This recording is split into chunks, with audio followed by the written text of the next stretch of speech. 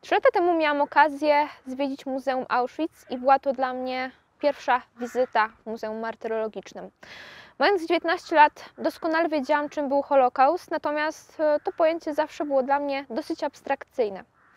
Dopiero kiedy zobaczyłam artefakty należące do ofiar, a także zdjęcie ofiar, zdałam sobie sprawę z ogromu tej zbrodni, a także z tego, że miliony ofiar, o których bardzo często czytamy w statystykach, to byli ludzie tacy jak my, z celami, marzeniami, których życie zostało w jakże tragiczny sposób odebrane. Dokładnie wtedy zdałam sobie sprawę z tego, że chciałabym w czynny sposób wziąć udział w pielęgnacji pamięci o ofiarach Holokaustu. Taka okazja nadarzyła się 1,5 roku później, kiedy przypadkowo, przeglądając Facebooka, natrafiłam na ogłoszenie dotyczące poszukiwania kandydatów do pracy jako przewodnik.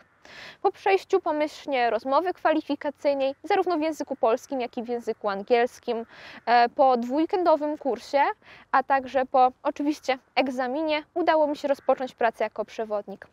Ale właściwie dlaczego zdecydowałam się na tę pracę?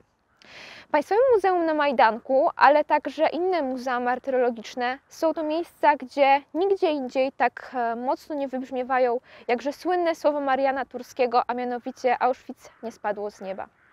Ważne jest, aby cały czas przypominać o tym, do czego doprowadza pogarda oraz wykluczenie drugiego człowieka, ponieważ świadkowie tych smutnych wydarzeń odchodzą.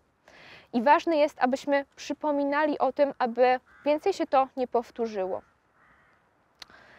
Praca w Muzeum na Majdanku daje mi ogrom satysfakcji, ponieważ już jako młody człowiek mogę pogłębiać swoją pasję historyczną.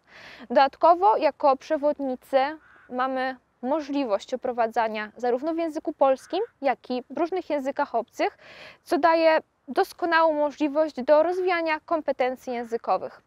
Ale sama praca z ludźmi jest naprawdę niezwykle satysfakcjonująca, zarówno z młodzieżą w wieku szkolnych, jak i oczywiście dorosłymi.